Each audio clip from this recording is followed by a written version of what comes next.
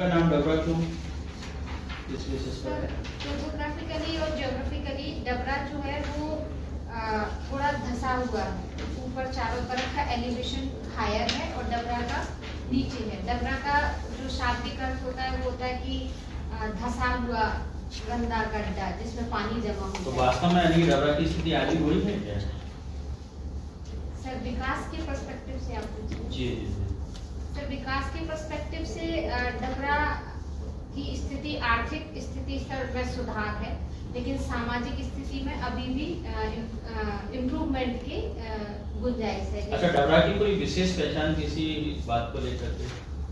Sir Dabra की गल्ला मंडी के आसपास ही उसकी सारी इकोनॉमिक एक्टिविटीज रिवॉल्व करती हैं। तो वो है धूमेश्वर महादेव का प्रसिद्ध मंदिर है जिसे नागवंश के शासकों ने बनवाया था। और गल्ला मंडी सर। अच्छा, ये बताएंगे नागवंश की राजधानी भी ग्वालियर में रही है एक टाइम में, वो कहाँ पर थी और कब थी? सर वो पदम पवाया है, अभी धूम पवाया नाम का गांव है जी, वहाँ पर सर। अच्छा, डबरा में आपको कोई विशेष जो कमी दिखती है बताइए थोड़ा। सर कमी जो हम प्रशासनिक दृष्टि से देखें तो सर जो हेल्थ सुविधाएं हैं उनका और अधिक इम्प्रूवमेंट होने की आवश्यकता है। जो भी मरीज जाते हैं उनको ग्वालियर के लिए रेफर किया जाता है। डबरा तो वैसे केंद्र रहा है राजनीति का और वहाँ से कई पदाधिकारी भी रहे हैं, तो उसकी क्या कमी मतलब किस कारण से डेवलपमेंट नहीं हो पाया? सर राजनीतिक लोगों का सेंटर है। सर प्रशासनिक दृष्टि से वहाँ पर मैं जो समझती हूँ कि जो एसडीएम वगैरह है उनका टेन्योर कम रहता है, क्योंकि वो ट्रेनिंग सेंटर की तरह से होता है। तो वहाँ पे जो प्रशासनिक ये तो गवर्नमेंट की पॉलिसी होना चाहिए, जैसे आप बोल रहे हैं ना हेल्थ इश्यूज है। Yes sir. तो ये किस कारण से इंफ्रास्ट्रक्चर की कमी है, किस कारण से? सर इंफ्रास्ट्रक्चर की कमी है तो उसमें सर मॉनिटरिंग जैसे कायदे से वहाँ पे जो डॉक्टर्स हैं और पैरामेडिकल स्टाफ वगैरह वो वहाँ होना चाहिए, लेकिन वो ठीक प्रकार से फंक्शनिंग उसकी नहीं है। मतलब मॉनिटरिंग की सर वहाँ पे कमी है। सामाजिक रूप से कैसे पिछड़ा है, किस कारण से? सामाजिक रूप से सर लिंगानुपात जो है कम है डबरा का, और महिलाओं का आर्थिक जो पार्टिसिपेशन है वो भी कम है। और वहाँ पे सहारिया ट्राइब सर पाई जाती है, तो उनका भी सर थोड़ा डेवलपमेंट होना चाहिए, वो वहाँ पे कम है। सर बीई करने के बाद फिर ज्योग्राफी से में किया कैसे? सर मैंने अपनी जो फाइनल ईयर थी बीई की उसी में मुझे सिविल सर्विसेज की तरफ रुझान बढ़ा, और सिविल सर्विसेज की तैयारी के दौरान ही मुझे ज्योग्राफी सब्जेक्ट जैसे हम पढ़ते हैं तो उसमें इंटरेस्ट डेवलप हुआ, तो मैंने साथ में एमए ज्योग्राफी। तो कभी कहाँ पढ़ने आप ज्योग्राफी पढ़ने के कहाँ पर मिला? अब तो लगातार साइंस आपका रहा है, इंटर पीसीएम रहा है, फिर इलेक्ट्रिकल, तो भूगोल से कैसे संभव हो रहा है? सर भूगोल को सिलेक्ट करने का मेरा खुद का इंक्लिनेशन ये था कि भूगोल साइंटिफिक सब्जेक्ट है, उसमें साइंस के प्रिंसिपल्स ज़्यादा लगते हैं। हम क्लाइमेटोलॉजी पढ़ते हैं, जियोमॉर्फोलॉजी पढ़ते हैं, एनवायरमेंटल साइंस पढ़ते हैं, तो उसमें ये है। दूसरा सर मुझे खुद से इंटरेस्ट था कि हमारे आसपास की जो नेचुरल एक्टिविटीज़ होती हैं, पृथ्वी कैसे बनी या एनवायरमेंट कैसे फंक्शन करता है, तो मेरी खुद की एक क्यूरियोसिटी थी, तो इसीलिए मैंने उसमें भूगोल का इसमें क्या योगदान रहा है प्रशासन में? सर प्रशासन में सर हमें किसी एक क्षेत्र विशेष में ही कार्य करना होता है, और उस क्षेत्र विशेष में कई सारे नेचुरल रिसोर्सेज होते हैं जैसे एग्रीकल्चर, फॉरेस्ट, रिवर, तो हम उनसे संबंधित जो भी स्कीम्स वगैरह होती हैं तो उनको बेटर तरीके से इम्प्लीमेंट कर पाएंगे। दूसरा सर जो रिसोर्स प्लानिंग के लिए हम सरकार को या आला अफसर को इनपुट दे सकते हैं कि बेटर रिसोर्स के यहाँ पे वो है। डेमोग्राफिकली भी सर वहाँ पे जो SC ST पॉपुलेशन है तो उनके लिए। अच्छा, रिसोर्सेज में किस किस चीज़ को काउंट करते हैं?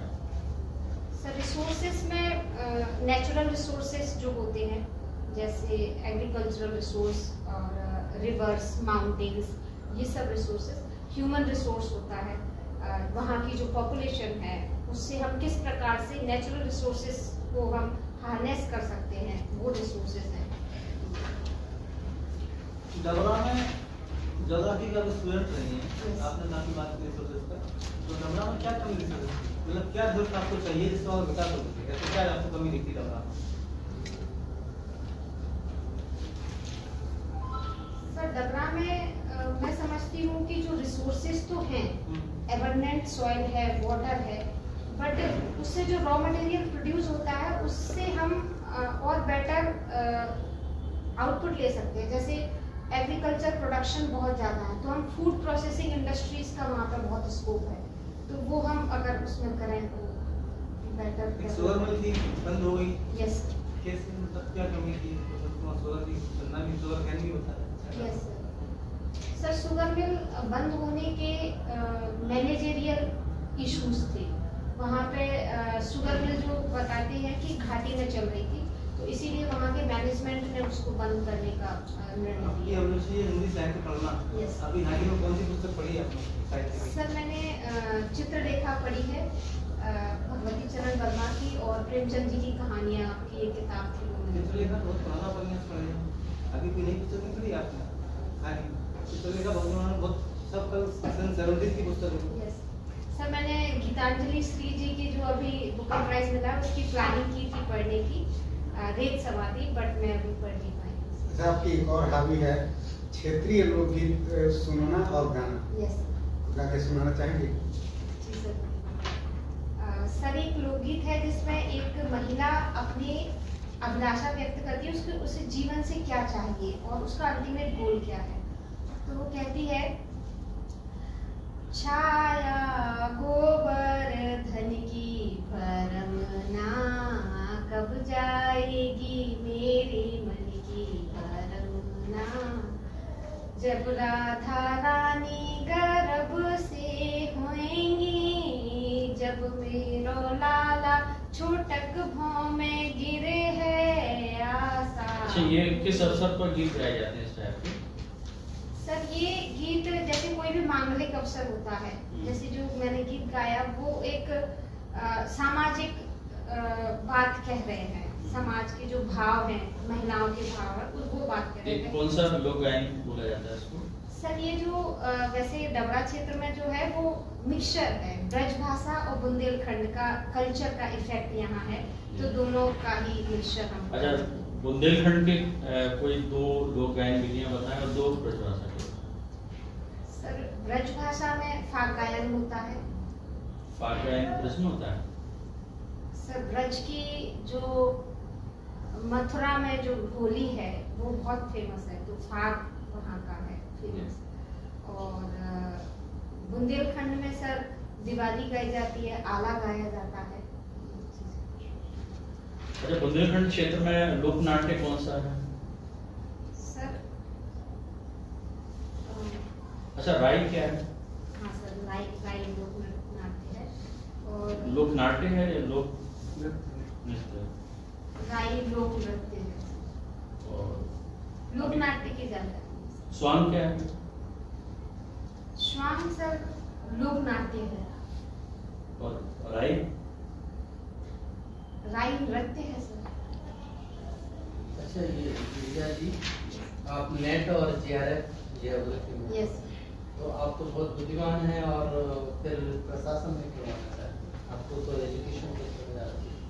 सर प्रशासन जो बुद्धिमान लोगों की डिमांड करता है, तो मैं ज्योग्राफी में एमए हूँ और नेट जेआरएफ हूँ, तो मैं अपनी जो ज्योग्राफिकल नॉलेज है उसको बेटर तरीके से प्रशासन में यूज कर पाऊंगी। देखिए, प्रशासन में ये है कि सिर्फ एक छोटा सा क्षेत्र प्रभावित होगा आपके कार्य से, लेकिन यदि आप शिक्षा के क्षेत्र में कार्य करते हैं तो आप तो यानी कि राष्ट्र निर्माता, भविष्य निर्माता, बहुत सारे काम अच्छे कर सकते हैं।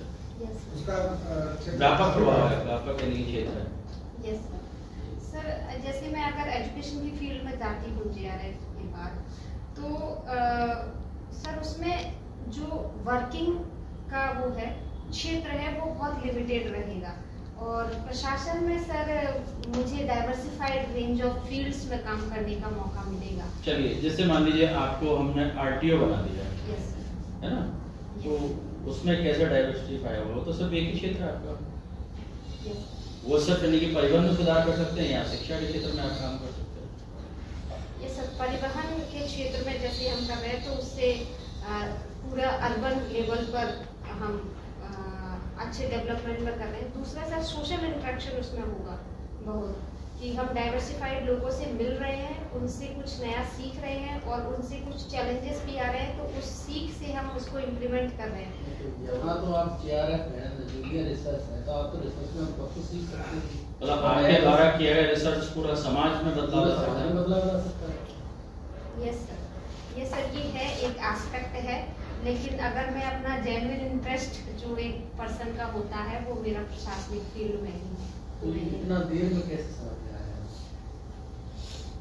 आपका सबल पक्ष है नैतिक मूल्यों की ओर झुका, तो प्रशासन में नैतिक मूल्य का क्या कैसे ये आपके शासन में सहायक होगा? सर प्रशासन में नैतिक मूल्यों की बहुत आवश्यकता रहती है, क्योंकि हमें सोसाइटी से डील करना होता है और सोसाइटी हमारे नैतिक मूल्यों पर ही चल रही है। तो एक एडमिनिस्ट्रेटर अपने क्षेत्र में जनता के भावों को समझ रहा है कि उन्हें क्या दुख है, क्या तकलीफ है, तो वो जरूरी है। दूसरा सर वर्किंग लेवल पर भी हम ईमानदारी से काम करें, पंक्चुअल रहें, और तो उसमें भी सर ये काम। तो कोई एक अधिकारी का नाम बताइए जो बिल्कुल भ्रष्टाचार ना किया हो, इससे प्रभावित हो, इससे प्रभावित हो। सर अशोक खेमका जी जो है वो हरियाणा कैडर के IAS ऑफिसर हैं, उनका ईमानदारी के अच्छा, मामले एक आपने ग्वालियर कलेक्टर भी रहे हैं और इनका बहुत बड़ा अच्छा मॉडल था प्रभांशु कंवर जी का नाम सुना होगा? सॉरी कोई आपके पास में ऐसा मॉडल है कि प्रशासन में कोई नया इनोवेशन ला सके? सर प्रशासन में इनोवेशन के लिए हम ऐसा कर सकते हैं कि जैसे आजकल टेक्नोलॉजी पर में आर्टिफिशियल इंटेलिजेंस का बहुत यूज हो रहा है, तो जैसे किसी कलेक्ट्रेट में जो लोग जन सुनवाई के लिए आते हैं या कलेक्ट्रेट के एंट्रेंस पर ही हम ऐसा कुछ आर्टिफिशियल इंटेलिजेंस सिस्टम लगा दें कि उन्हें अधिकारियों से डील करने से पहले ही एक तरीके से इंफॉर्मेशन मिल जाए कि उन्हें कहाँ कैसे अप्रोच करना है, तो उससे शायद सर उनकी सब अधिकारी। इसमें आपने ऐसे लोगों के लिए बात की है जो इनकी लोग आते हैं ना, तो उनके पास में तो फोन भी नहीं होता है, कुछ भी नहीं होता है, ऐसे लोग पीड़ित लोगों से इनके ज्यादा रहती है। अब उनके लिए आप बात कर रहे हैं कि AI का वो यूज करेंगे, वो तो बेचारे वैसे ही वक्त के मारे उनके पास में तो हाथ और पैर के अलावा कुछ है ही नहीं है, वही तो परेशान होकर क्या है सर। तो इसमें हम एक असिस्टेंट वहाँ पे रख सकते हैं और वो उनको मतलब जो भी प्रॉब्लम है उससे आर्टिफिशियल इंटेलिजेंस और उनके बीच में इंटरेक्शन कराए। सर इससे बेनिफिट ये होगा कि जो लोग अभी पिछड़े मतलब इस टेक्नोलॉजी में पिछड़े हैं वो उससे अवेयर होंगे, उसके परिचय में आएंगे, तो आगे वाले समय में उन्हें हेल्प मिलेगी। सर डिजिटल लिटरेसी इससे हम क्या सकते हैं। ठीक, वेरी गुड। ओके पूजा जी, आप ज्योग्राफी से नेट JRF हैं? यस। अच्छी बात है। आप मुझे साइप्रस के बारे में बताइए, अभी हाल ही में चर्चा साइप्रस की है। सर साइप्रस मेडिटेरेनियन सी में एक आइलैंड है और अभी चर्चा का विषय सर मुझे जानकारी नहीं। अच्छा ठीक है, आप मुझे बताइए गोलन हाइट्स ये कहाँ पर है? सर गोलन हाइट्स इजराइल में सिचुएटेड है। अच्छा, यस गोलन हाइट्स गाजा पट्टी, यस। ठीक है। इनकी सीमा किस जो है सी से लगती है?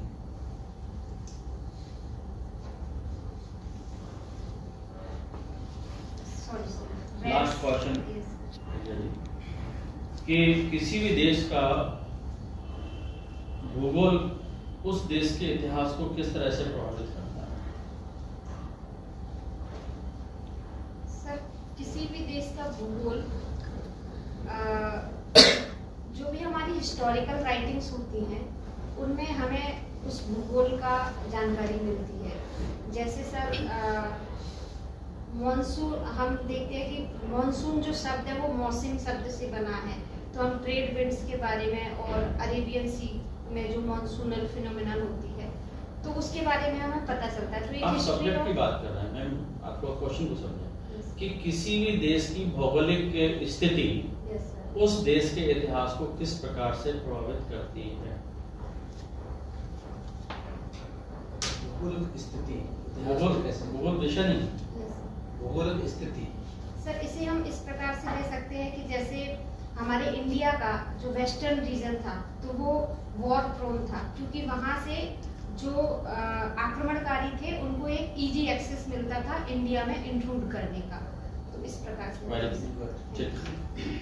अच्छा, इतिहास विषय पहले है कि भूगोल विषय पहले भूगोल की पहले इतिहास? सर पहले भूगोल मेरे हिसाब से मतलब वैसे कौन सा ऐसा हो सकता है सर, और जो भी अदर स्कॉलर इंटरप्रेट करें वो, लेकिन मुझे